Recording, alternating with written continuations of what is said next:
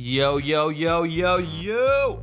Welcome to the Good Facts podcast series powered by DGF Agency and hosted by me, myself, and I, Duarte Figueira, also known as Duda.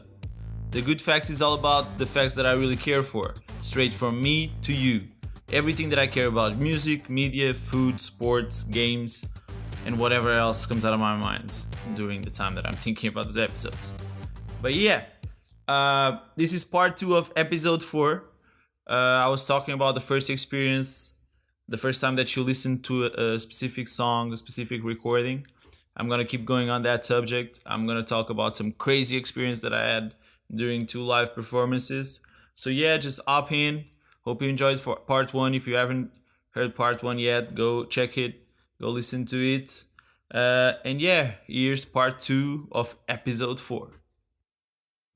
Some people ask me what type of emotions did actually came out of myself when I heard those songs or had those experiences.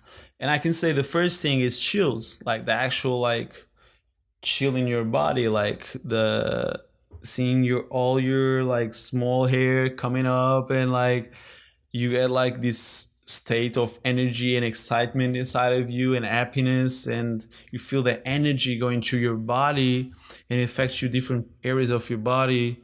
It's a mix of joy and motivation and excitement and drive. It's crazy. I cannot really, like, it's really hard to explain these moments that I'm talking about, these moments of such pure connection with what that person is trying to share with you. It's crazy. It can go deeper, much deeper than actual conversations with certain people that you might have. Even though you might get emotional when you're talking about certain things with a friend or with family, there is so much represented in a song and in a way of that our artists say certain words that they might resonate in your mind with a subject that is going on with you in a way that no words from a friend of yours would. It's a fact. And I experience that every day when I take the time to listen to a track and I feel it resonating with myself because of a certain thing in my emotional life, in my relationships with girls, or in my relationship with my family, with my friends, or with my personal or professional goals, everything. And it's crazy how this type of emotions reflect in yourself just because of the sound recording that was done at that day, at that time, with that people. Remember that. And where do I listen to music? That's a really important question, taking in consideration what I was talking about when it comes to the actual conditions in where you perceive someone's perspective of the world, in this case shared through a sound recording. I normally listen to music on my earbuds. But I when I used to drive back in Portugal, I used to listen to a lot of music in the car while driving. Or as also as a tester, I would go in the car with the artists or the producers or whoever is showing me something, and we'll go in my car and check the sound and check how is it sounding. Also on, like, while I'm riding on public transportations with my earbuds, while I'm at the house, mainly when I'm cooking, because if I'm at the house listening to music, I will not be focused on anything else. It's really hard. It's hard for me to play FIFA while listening to music. It's hard for me to do anything else while listening to music, like read, study. It's really hard. I'm just being honest. Like, because if I want to listen to a specific album, I have to stop everything else. Otherwise, I'm just hearing the album, not listening to it. And as I said, for me, it's really important, precious, the time that I take to listen to someone sharing their perspective to the world, of the world. I do it a lot while I'm walking. Only when I know where I'm going. Otherwise, I will not listen. If I know where I'm going, I will definitely be listening to music. If I don't, like, I'm in, like, reaching out a new area or something, I might be more aware of, like, where I'm at and trying to, like, get pictures, like mental pictures of where I'm at, than actually listening to a song. while working out, of course, because sometimes no audio, no workout, as some might say. Like if you don't have your earbuds, there's no running, no anything. And I like it. Of course, it motivates you a lot while working out. Studying, there's specific playlists on Spotify and Apple Music just for studying. I recommend everybody to dig into that. It's normally like really simple music with just like one or two instruments, no lyrics. That's really important for me. And simple, chill out, classic music. No crazy drops or like crazy compositions that go up and down. Just some sound to cover up the noises around yourself. Packing also helps a lot. Showering while I'm taking a shower is important too. When you wake up, just to bless up your day. And of course, for me, but for some not might not be, but for me, one of the most important places where I listen to music, it's actual nightclubs. When I go out, it's a distraction. When I go out, I'm actually looking to listen to what the DJ is playing and see if he doesn't mess up with the mixing, what type of song he's gonna play next, what is his type of like delivery, how is the crowd reacting to it. I don't know if it has to do with the fact that I'm such a like entertainment minded person that I'm just focused on what people are thinking about what they are listening to, and I'm overthinking it too much and I don't enjoy it, or it's just because of my passion for music. But I love it. I love it to go to a nightclub and embrace what is going on and what the DJ is blessing us with. So in as I was saying, the type of like conditions where I listen to music at, it's also important to refer the type of hardware that I use to listen to music. Uh, so you guys understand, my laptop speakers, of course, I use them. I got a portable speaker on Thanksgiving. Philips one has a really strong bass, which helps me listen to certain tracks that have a crazier 808 or like some modulation that I would not be able to listen to on my laptop speakers. Um, my A choice, like my perfect choice for listening to music, is actually earbuds. I love the new ones that I got from my Samsung. They're pretty legit because they go really inside, and they really enclose the sound. They close the sound outside, which is pretty legit. Of course, car speakers, and of course, like taking in consideration what type of music is being played, the club's hardware and PA, and that would definitely determine my experience at that party and that venue. When it comes to software, I use Apple Music, I use Spotify. Of course, I buy a couple of albums on iTunes too. I use SoundCloud too to check a couple of singles and mixes. I use Mixcloud to check some mixes too, some DJs that I like. And of course, one of the most important ones, YouTube. But it's a fact for me when I hear a song when I see a video or like or someone drops a song on actual YouTube, I go straight to Spotify and Apple Music to see if the song is there, so I can have it on my player, so I can listen to it on proper conditions, like my phone or like my computer, like on an actual place where I can sort it out and know the information about the song and all that. Because on YouTube is made for you to watch a video and leave. Like it's not made for you to have a connection with the actual browser there. Even though there's a bunch of like widgets and stuff, liking, sharing, commenting, and all of that, and there's playlists and all of that.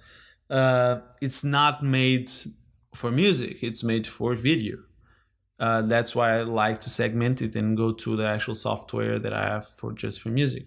Right now, I'm using Apple Music and Spotify. I'm not a big fan of services like Pandora or SiriusXM because I like to pick what I want to listen to.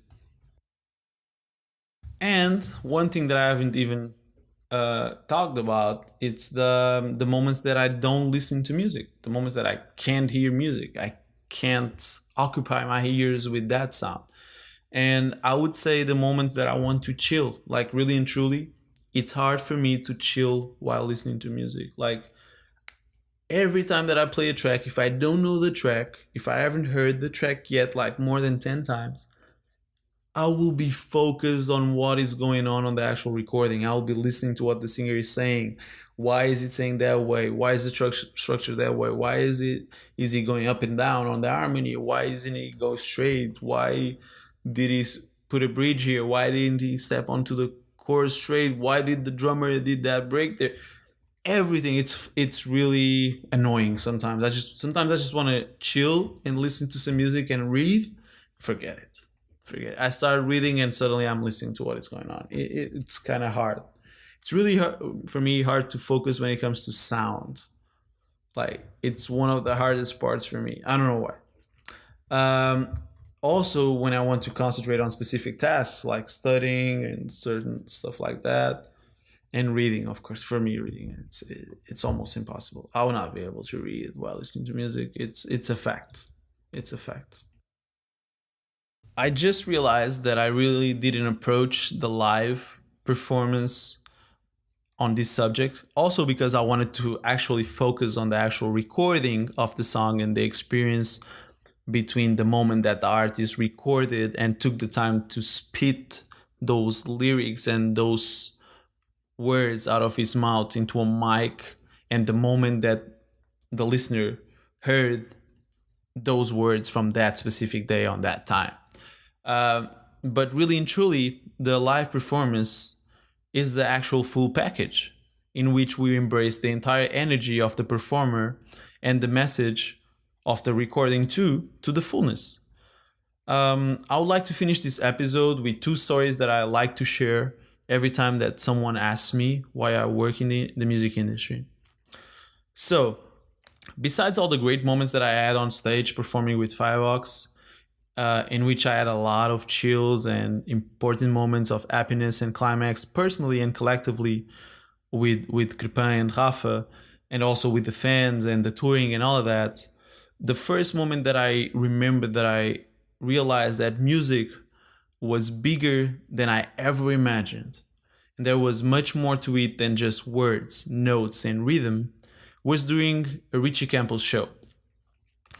It goes back to 2011 at the Small Summer Fest in June 2011. I was on the side stage, as always, capturing the best moments with Firebox GoPro that we had, and enjoying the performance, as normal. I saw Richie on his top form that day. He was excited and motivated. He was about to leave on tour with no other than Anthony B. He had the hype, the vibe, everything was good around him.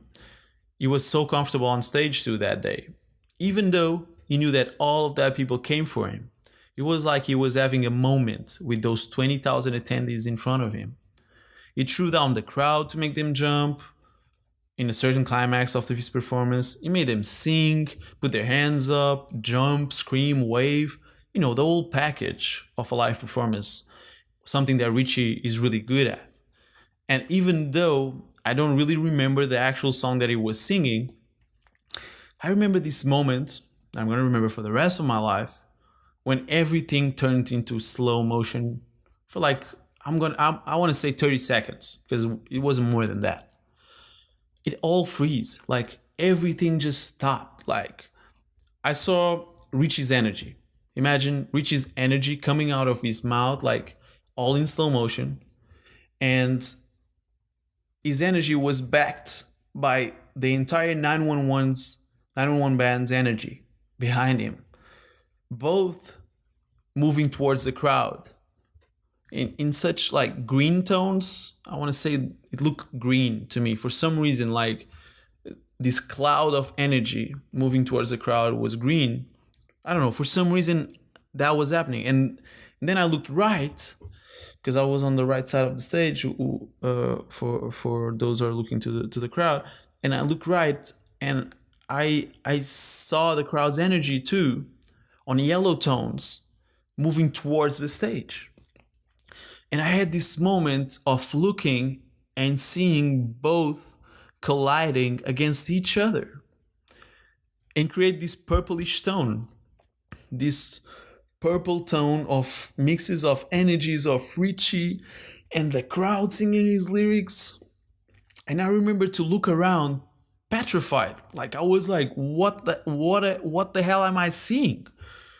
I was looking to everyone around me, seeing if anyone else was seeing what I was seeing, but of course not. Salvador, the photographer, he was right beside me, but he was only smiling and bumping to the song. I realized that I was really and truly the only lucky one to see that. And personally, I believe that the universe took that moment to give me that vision, in particular to me on that specific moment on such an important show for the project, Richie Campbell's project. I don't know. I cannot explain it. It's something that I'm going to live with for the rest of my life, but I saw it. No one else can deny this to me. It's crazy. It was a mind blowing event for me as a music lover, and it opened the doors to the perception that I had to music until then, and it changed everything until then. And a couple of years passed, and I started working with Regula, and we were on the road for I think 2 years, and we had this great gig in Lisbon, in one festival, a big hip hop festival that went on in one of the main venues in Lisbon called Coliseu, the Coliseu of Lisbon, and it was a really emotional show for me personally, and I know for Regula too.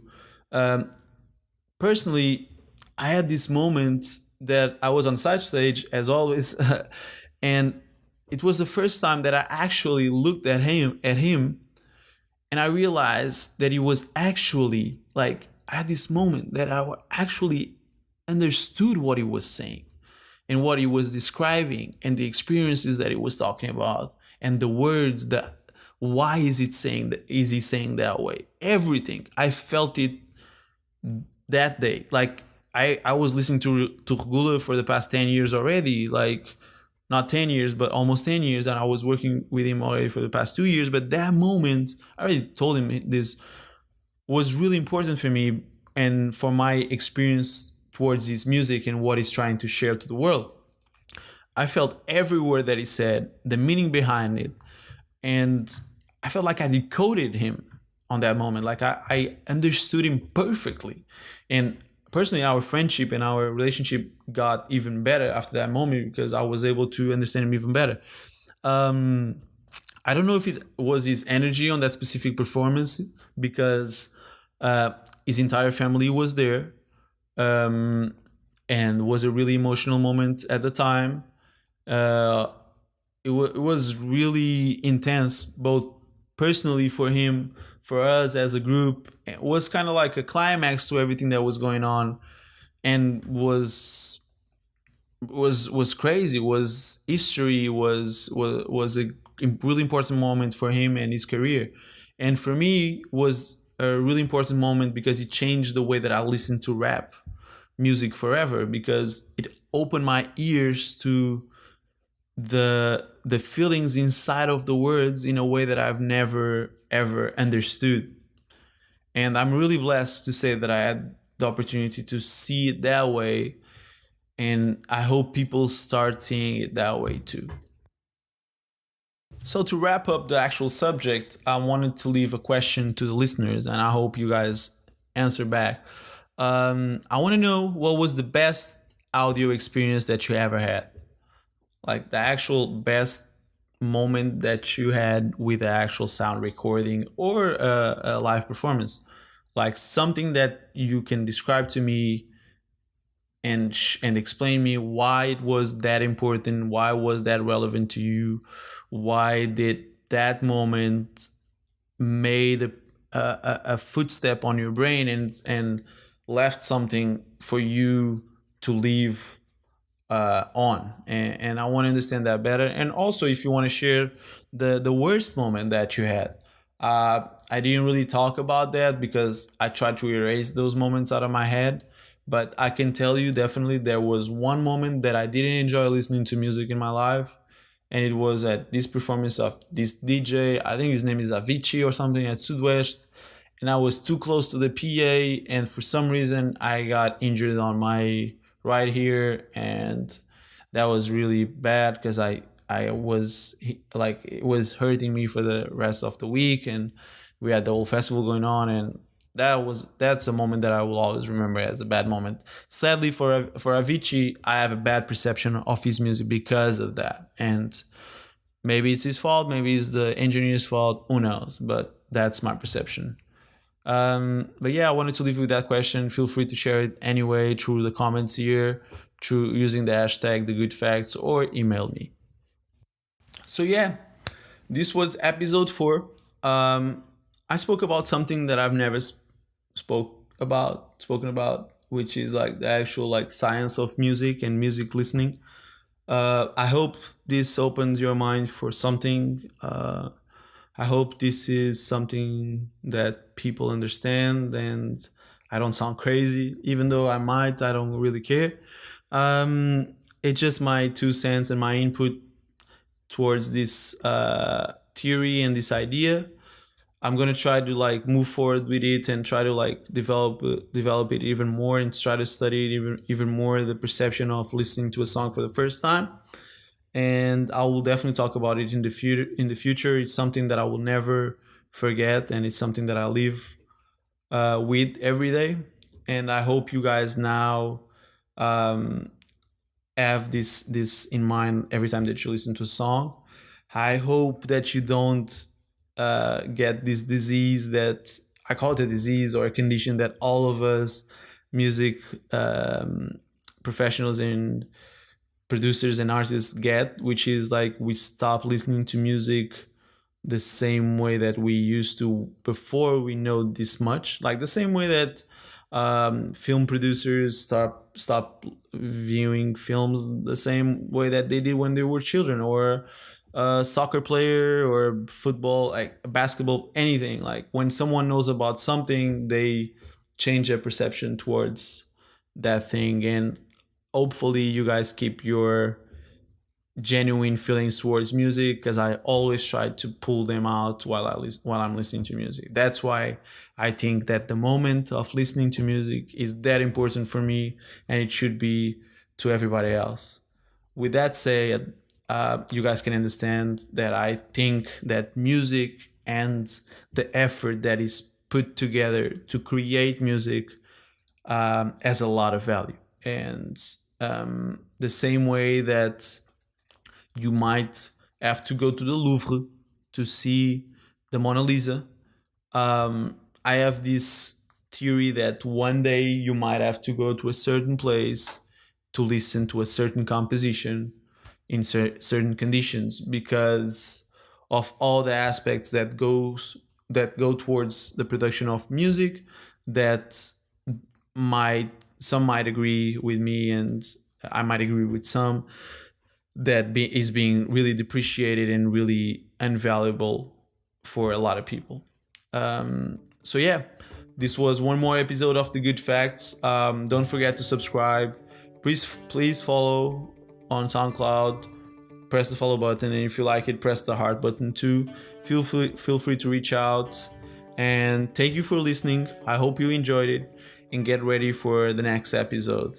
Peace, love, unity, and respect. I'm out.